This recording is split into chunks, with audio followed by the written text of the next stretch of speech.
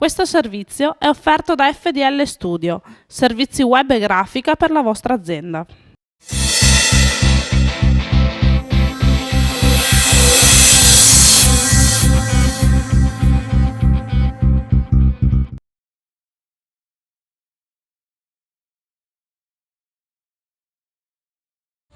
Battaglia Terme con Zeno Sala, il leader degli O2 Zen Garden, uno spettacolo bellissimo, il pubblico entusiasta. Tu sei il leader di un tribute band non indifferente. È una tribute band agli U2, ovviamente si vede anche dal mio look, si chiama U2 Zen Garden e siamo stati per la prima volta stasera qui allo stupendo festival di Battaglia Terme. Voi però state lavorando alla grande. State un tour mondiale, avete agenzie che vi promuovono in Asia, in America Latina, in Spagna, in Germania, in Olanda, Romania, Turchia. Come è vista una tribute band all'estero rispetto che in Italia? Noi abbiamo avuto la fortuna di cui non smetteremo mai di ringraziare tutti gli innamorati degli U2 come noi, perché permettono a questo paradosso incredibile, quello che una tribute band, una band che fa cover alla fine, che mette in scena uno spettacolo degli U2 sul palco, quindi con i costumi di scena adeguati, riesca a fare queste cose che apparentemente sono assurde per una cover band, tipo tour all'estero, in Spagna, in Sud America, presto andremo in Asia.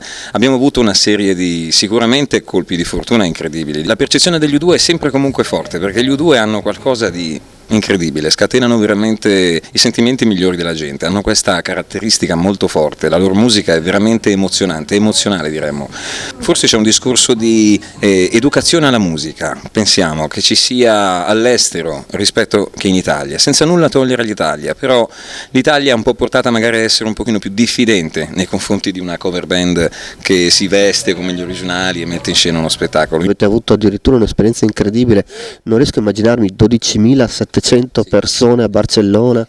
Sì, quella è stata un'esperienza incredibile. Siamo stati chiamati a suonare al Palazzo Olimpico di Barcellona, San Jordi Palau, davanti a 12.700 persone che stavano lì per un campionato mondiale di motocross freestyle, e noi abbiamo suonato nell'intervallo di queste esibizioni ed è stato bellissimo, perché questa gente non si aspettava assolutamente che ci fossimo noi ed è stata un po' sorpresa all'inizio, e poi, come sempre succede con la musica degli U2, è stata una cosa bellissima finale. Tribute band U2, Bono, lo hai conosciuto?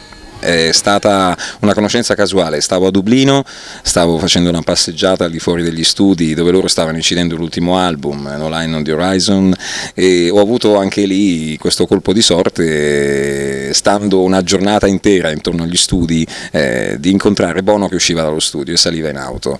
Mi sono fatto avanti con un po' di faccia di tolla, dicendogli misterioso in una maniera molto classica. Lui si è avvicinato e devo dire che è stato molto, molto alla mano, molto disponibile, e abbiamo brevemente parlato, insomma, del fatto che io suonassi, amassi gli U2, e poi l'ho ringraziato per quello che è stato, insomma, per noi. Il tuo amore per gli U2, quando è nato? Come è nato? È di vecchia data, ti dico subito che è una cosa che nasce insieme al mio amore per la musica, insomma. Ho conosciuto gli U2 nell'85, tra l'85 e l'87, come molte persone, con il video di Pride, che andava in una trasmissione che si chiamava DJ Television, allora molto molto nota, e mi ha letteralmente folgorato vedere Pride, sentir suonare Pride, la potenza di questo pezzo così semplice ma così efficace mi ha letteralmente cambiato la vita. È uno di quei flash musicali che per un musicista ne vogliono dire tantissimo. Un altro che ti potrei dire è stato Smells Like Teen Spirit dei Nirvana, che ha avuto lo stesso impatto su di me qualche anno dopo, ma quella è stata abbastanza folgorante. Facevo solo musica mia all'epoca, 85, 87, 88, molte persone cominciarono a dirmi: guarda che tu forse dovresti suonare gli U2 perché gli assomigli molto, perché comunque il tuo modo di muoverti sul palco è molto simile. Ho in effetti cominciato a suonarli perché davvero mi piacevano, e poi cosa tira cosa e siamo arrivati qua. Gli U2 sono famosi anche per le battaglie sociali che portano avanti, sulla battaglia per la riduzione del debito e tante altre battaglie sociali. So che anche tu ti impegni un po'. Allora, diciamo che gli U2 fanno queste cose ed è molto bello che le facciano, anche perché le possono fare. sarebbe, se tutti ci mettessimo a tentare di impostare battaglie sociali, forse verrebbe fuori soltanto un gran casino. È bello che lo faccia chi ha i mezzi per farle e chi può arrivare a tanta gente. Nel mio veramente piccolo l'unica cosa che ho fatto, ma è nata da una voglia, insomma, di essere un attimino utile, se possibile, a una situazione come emergency, è stato scrivere un pezzo, come può far chiunque, e dedicarlo a questa associazione internazionale. Gliel'ho comunicato, loro hanno letto il pezzo, hanno voluto approvare comunque la cosa, non c'è stato nessun tipo di riconoscimento mediatico della cosa, però insomma gli esponenti di Emergency mi hanno ringraziato per questa cosa, insomma è stata una cosa molto, molto bella, mi è piaciuto farlo, punto. E chi l'ha sentito lo condivide con noi, è stata una cosa mia, insomma.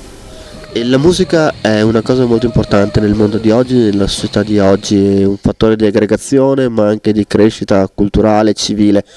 Secondo te qual è il ruolo della musica nell'Italia contemporanea? Accidenti, che domandone questo, una domanda sociale spessa. La musica è tanto, ti potrei dire che la musica è comunicazione, forse la forma di comunicazione più efficace. È più efficace delle parole, più efficace della scrittura a volte, più efficace forse di altre forme d'arte. Non è solo una forma d'arte, è comunicazione pura. Questo mi affascina, perché davvero con poche cose, con poche note, con poche frasi si possono trasmettere dei concetti che richiederebbero in un discorso un sacco di parole in più. E questa cosa è la magia della musica per me. Possono arrivare dei messaggi incredibili e gli U2 questa cosa l'hanno capita e la fanno. Quanti concerti hai visto degli U2?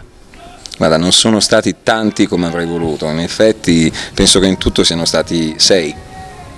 Di questi 6 ne ricordo uno con cui faccio sempre una testa così a tutti quelli che mi fanno questa domanda, che è stato quello del 97 a Reggio Emilia. Si parlava del Pop Mart Tour e ci fu un'affluenza di pubblico maggiore per una sola band a quell'epoca, 150.000 persone, che fu un record al campovolo di Reggio Emilia e fu un concerto incredibile. Forse l'unico concerto in cui mi piazzai fuori dai cancelli alle 5 di mattina e alla sera, quando è iniziato gli U2, stavo letteralmente svenendo, però me lo sono veramente goduto perché è stata un'esperienza incredibile. Poi ce ne sono stati altri, anche l'ultimo di Torino, molto bello, forse quello suonato meglio dagli U2 che abbia mai visto. Qualche domanda personale su Zeno: qual è il tuo album preferito, la tua canzone preferita e un altro gruppo che ti piace particolarmente?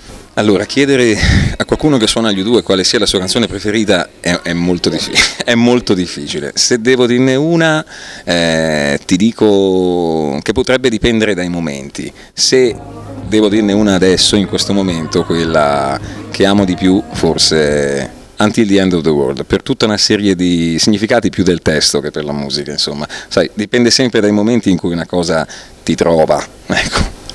Hai qualche aneddoto curioso da raccontarci su qualche tuo concerto che hai tenuto in giro per il mondo? Ce n'è tanti, non saprei dirti uno in particolare che è successo. Ogni volta, specialmente andando all'estero, succedono cose simpatiche, per fortuna simpatiche, tipo durante i viaggi in aereo.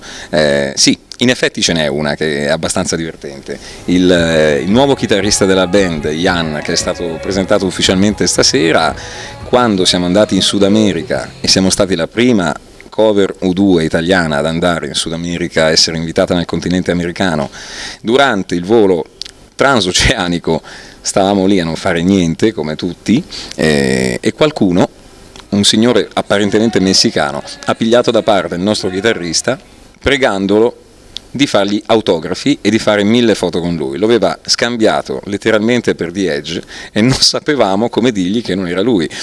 Io non so come questo signore, avendo letto U2 International Tribute Event, possa aver pensato che noi eravamo gli U2, eppure succedono anche cose di questo tipo. Veramente ci ha fatto sorridere questa cosa, perché... ma il bello è che Jan è stato al gioco, gli ha anche firmato, ovviamente con un altro nome, l'autografo, e questo non si è chiesto perché lui firmasse Jan e non The Edge, insomma, vabbè. Letture preferite? Letture preferite, quelle che mi fanno star bene. Anche lì dipende dal momento, non ce n'è una in particolare. Può essere un libro giallo, può essere un saggio, quello che dipende, insomma, non c'è una regola. E Zeno cosa fa quando non è sul palcoscenico? fa una vita normalissima, tra bollette da pagare, cose da sbrigare in casa, una vita normalissima e anche, come ti dicevo prima, banalotta sotto tanti aspetti. Poi c'è questo che ci riscatta di tutto quello che insomma è la normalità. Nel poco tempo che mi rimane dall'organizzazione di questa band ho qualche hobby, sì, che è quello di condurre comunque un'attività di, fra virgolette, personal trainer, mi interesso comunque di ambienti sportivi e così via. A tutti gli amici di Pianura News un grossissimo saluto da Zeno e dagli U2 Zen Garden, arrivederci prestissimo e grazie del vostro amore per gli U2, perché condividiamo con voi. Ciao!